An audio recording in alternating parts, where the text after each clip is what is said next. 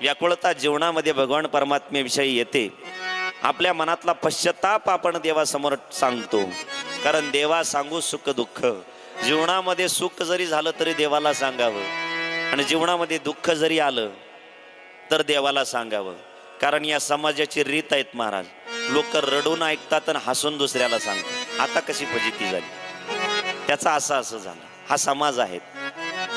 पेरू घेताना गोड आहे काही विचारतात आणि मीठ लावून खातात. हा समाज आहे, हा समाज आहे. या समाजापुढं तुमचं आमचं दुःख सांगून, कारण जीवाला शरण जाऊन उपयोग नाही आहे. कारण हाही जीव दुःखी आहे, आणि ज्या जीवाला शरण जायचंय तो जीव सुद्धा दुःखी आहे.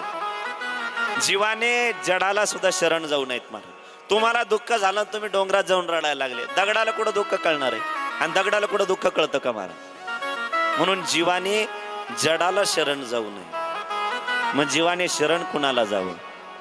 भगवान परमात्मा सांगतात, जो होय मज अनन्य शरण, त्याचे निवारी न मी जन्म मरण, या लागी शरणागती शरण्य मीची ऐकू.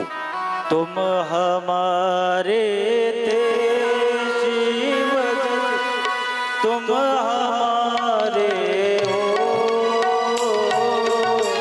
तुम हमारे रहोगे ओ मेरे प्रियतम. तुम हमारे हो,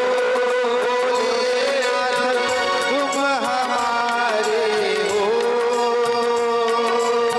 तुम हमारे ही रहोगे ओ हमारे हो.